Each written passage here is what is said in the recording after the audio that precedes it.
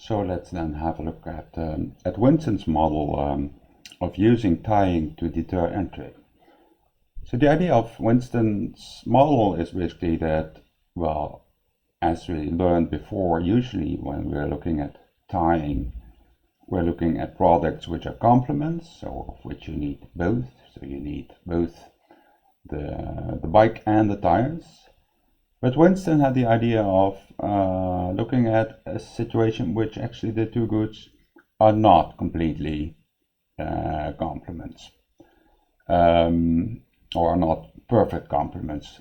And actually, Ray and Tirol describe Winston's model, and they look at a sort of other extreme case, namely in which these two goods, A and B, that are going to be tied, are completely independent. So consumers might like A, and some perhaps other consumers might like B, or perhaps the same ones, but they might also care for having just one A or just a B without the other product. So we're looking to keep it simple at the consumer who wants to buy just one unit of each at most. So the value that the consumer would attach to product A is going to be VA, and the willingness to pay, or the value that the consumer attaches to product B, is going to be VB. Now there's a monopolist, M, who can produce both goods. That's the firm who's going to be doing the tying here. So M can produce both A and B, and of course there's some costs associated to that, which are called CA and CB.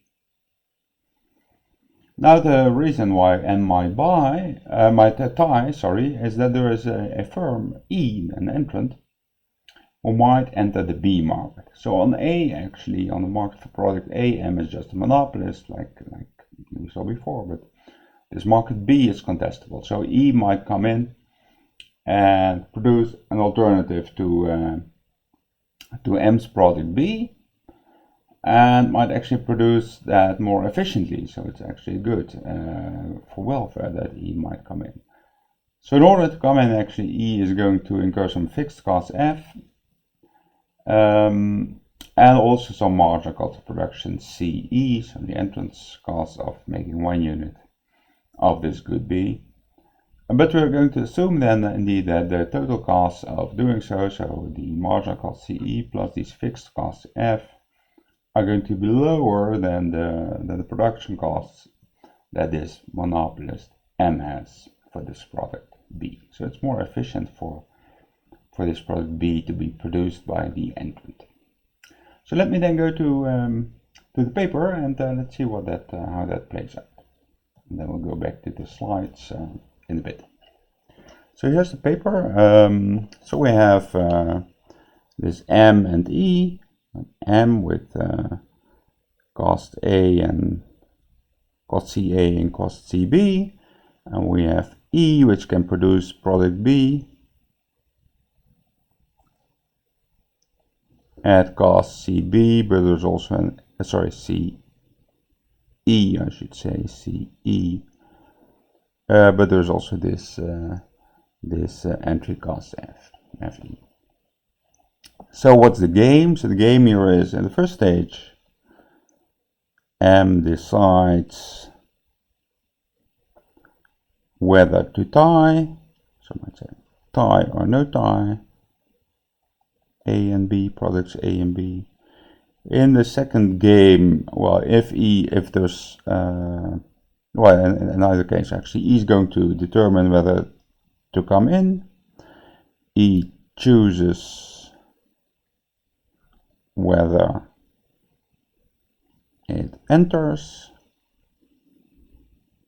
and then in the third stage we have the competition, depending on the configuration that we have, so whether there's tying or not, and whether E is there or not, there's going to be some form of competition or perhaps monopoly pricing, and consumers going to buy. Consumers buy. Okay, so we have to analyze this game. So essentially, it's a sort of more complex game. So it's multiple stages. So essentially, what we're going to do is look at various subgames that might occur and analyze those. So let's first look at the situation where there's no tying. So some game in which there's no tying. So A and B are just sold by M separately.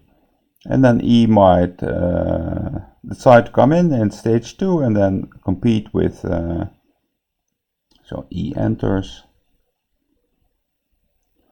So what's then, if there's no tying, it's just two separate markets. And remember, in Winston's model now, these goods A and B they're completely independent. So you might want only A or only B or both, depending on whatever gives you more value as a consumer.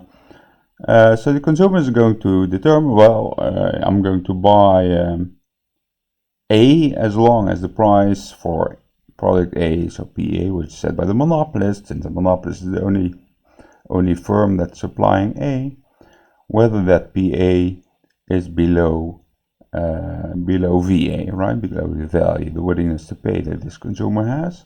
So PA is, of course, this monopolist is going to use its monopoly power, so it's going to set its price PA equal to the willingness to pay of the consumer.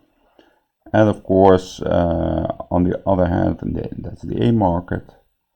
And in the B market, if E has entered, well, E is the more efficient guy, so E is going to be able to price, it's in competition with M, but has the lower marginal cost. CE was smaller than, and even CE plus FE was smaller than CB.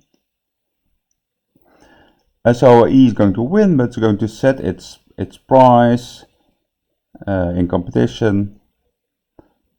So the price it can set is, it can price up to essentially CB, because if it would price higher than CB, then the monopolist M would say, oh well, in that case I would be willing actually to serve this B market as well. So this is the B market. So what are the profits? Well, the profits for M, who is only now selling A, is going to be VA minus CA, cost that it incurs for producing A. And similarly, by E, it's setting a price, CB, but it's incurring these costs, CE, and is also incurring the fixed costs of entering this market. So these are the end games basically in the subgame where there's no tying. So now let's instead have a look at tying. So M chooses to tie A and B, which means M is only going to supply this bundle of goods A and B together. You cannot buy just A or just B. You can only buy A and B as a package deal. And so M can charge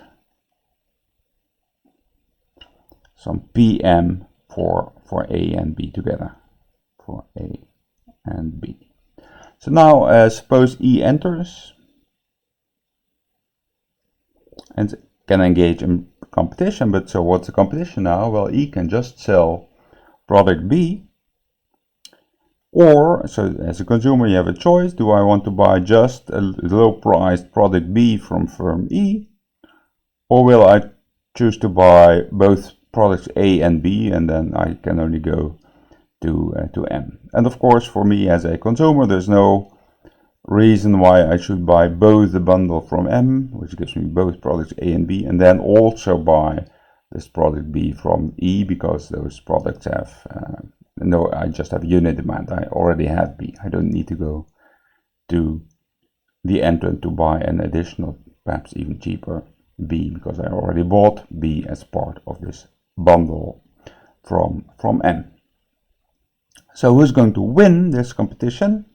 It depends, who's going to be able to offer the most value to consumers. So the maximum value that M can offer to consumers is selling both products A and B, and the maximum value it can give is by without making a loss, that is, by selling this at price CA plus CB. So this is the maximum value that M can give to consumers. Well, E will win if it can supply more value to consumers. Let's make this more or equal to value to consumers than M can.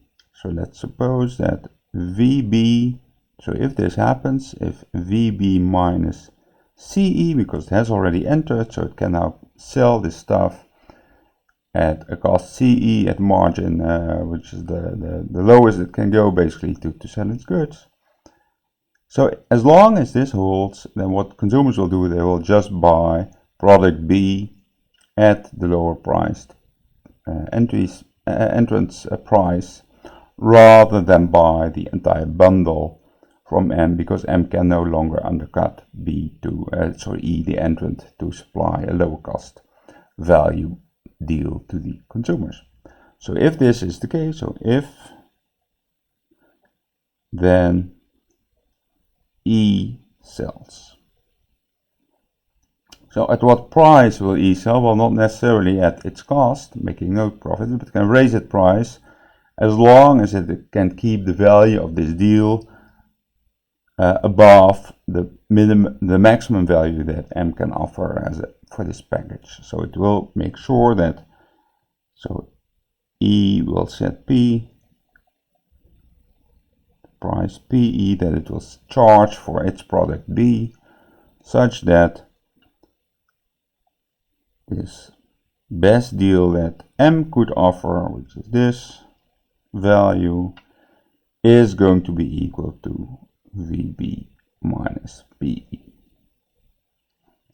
So this is the highest PE that actually E can set, the entrant can set, without making these consumers change their mind and actually buying a perhaps cheaper product by M. So that means that actually PE is going to be CB let me write like this, minus VA minus CA. So what do we see here? So without this tying, this entrant could charge a price, PE, up to the costs, marginal cost, the cost of production of 1 unit, essentially, of this monopolist has for producing B. So that's just competing in market B itself.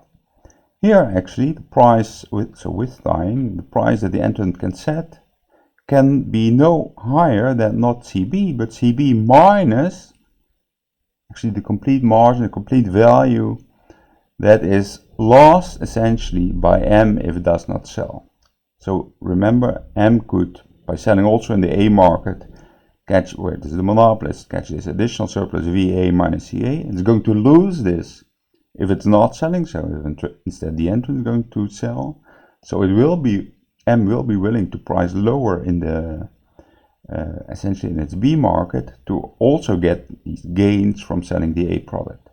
So in order to undercut this, actually the entrant will have to set a price which is lower here. So it has to sell a price CB minus VA minus CA. So this places some bounds, it's essentially the same bound as here, on what the marginal cost of E will have to be for this to be profitable. So that's essentially this, the bound that we have over here. But of course it's going to place even a stronger bound on the decision to enter. So decision to enter, so if E enters,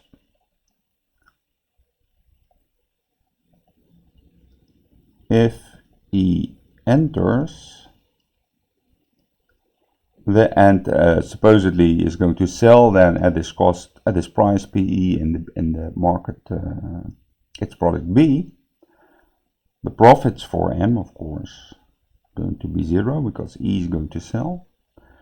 And the profits for E is going to be, well, the price it can set, CB, minus, this is VA minus CA, minus FE. So, well, when will E enter? So E will not enter if this is going below 0, of course. E will not enter if it cannot make a profit, including these entry costs FE. So it will not enter if, sorry, and I have to include here, of course, the cost of production as well. So there's two costs that this entrant is going to incur, FE and CE. It can charge a price over here, CB minus VA minus CA, which it needs to set so low in order to actually make its sales in competition with M. So E will not enter if CE plus FE is smaller than CB minus VA minus CA. And this is a positive number, right? That's the difference in value versus cost in the A market. So we knew, or we assumed, that the total cost that E is incurring is smaller than CB. But, well, it might very well be that if you also subtract this additional margin that A would have made if it would have sold in the A market, that then no longer it is the case that E can actually make a profit in that market. So if this is the case, well, what happens if E does not enter? If E does not enter, as a result, because its total cost of entering this market, although it's efficient for it to enter because its cost is lower than the cost of producing B for the monopolist, by this tying arrangement actually it might be not efficient, or it might not be profit making for this entrant to enter this market, because with this additional tie, it's such a strong commitment basically for M to compete very strongly in the B market, that it will actually keep this entrant out. So if E does not enter, what happens? E obviously gets profit 0, but M is then this whole monopolist both in markets A and B. So M will make profits, can fully charge everything consumer wants to pay for both product A and product B, because it's now a monopolist in both markets.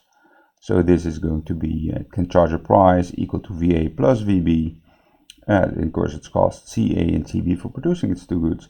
So instead of, without tying, just getting this monopoly margin in the A market, now it gets both the monopoly margin in the A market and in the B market.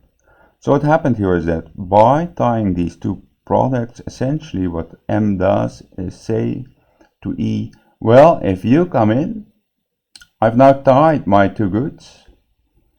So if you are going to sell, nobody's going to be buying my bundle of goods anymore. There's no need for that anymore.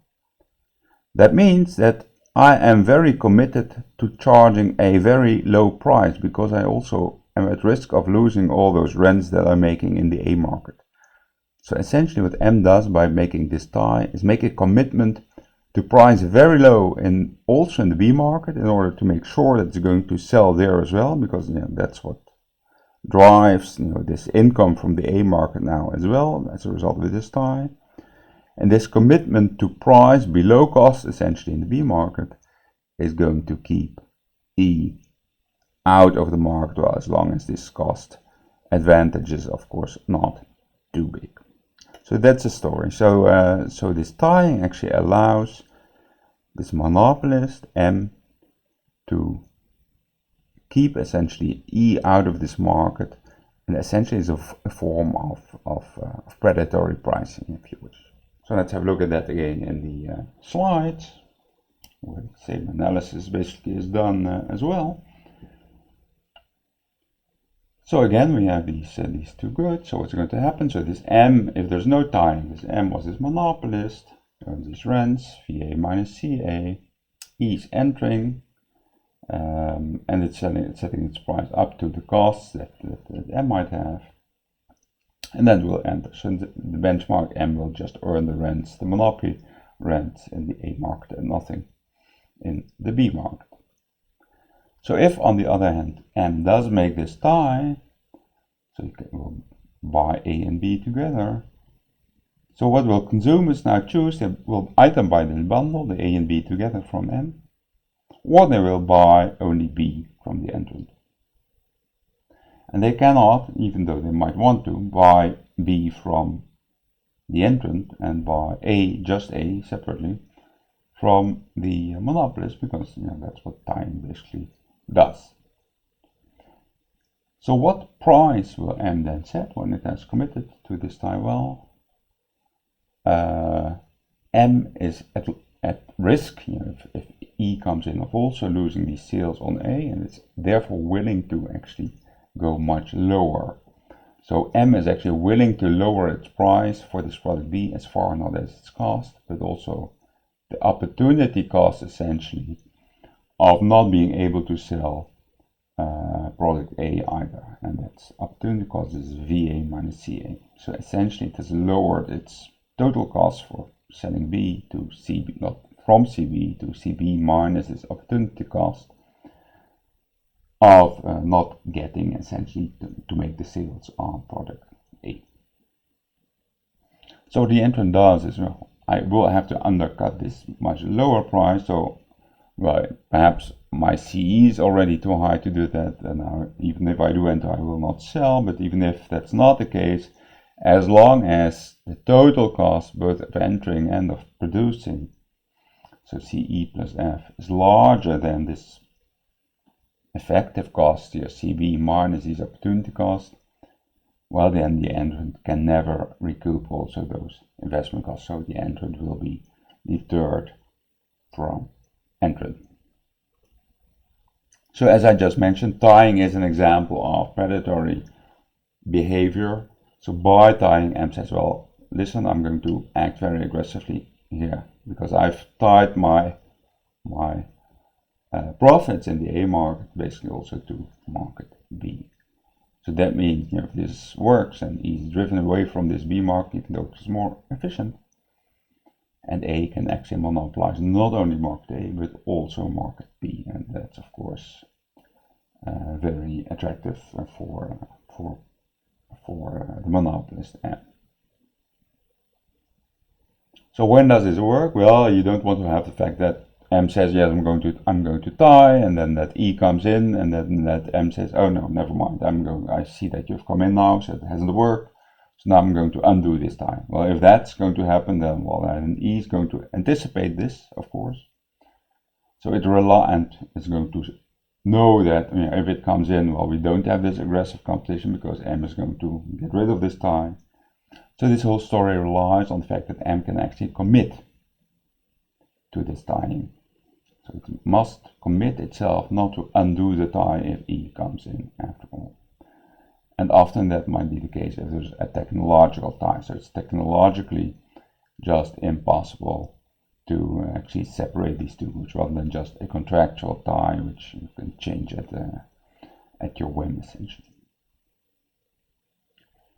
The second caveat here, so the second thing we have to be careful of is this whole model relies on the fact that these products A and B are not close complements, so the separate markets A and B. So that at least there's some consumers who would like to buy A and not buy B and vice versa. If not, we of course would again have this Chicago critique, because then M can always extract all those rents because all those B consumers will anyway come to buy A as well, and there then M could raise its prices to also appropriate that additional surplus that's gained in the B market according to this Chicago critique. Okay, so that was one model of why tying might actually work, so tying as a model of entry deterrence. Next model that we're going to look at in the next video, so of course, is a model by Carlton and Waltman, which was essentially made in the context particularly of this Microsoft case that we discussed before. And the idea was, you are going to tie in order to protect the monopoly market. So if we are selling in the market B, well, at some point in the future, this entrant might actually get stronger and also enter my market A, where I actually have this monopoly, and I don't want that to happen. So we'll have a look at that in the next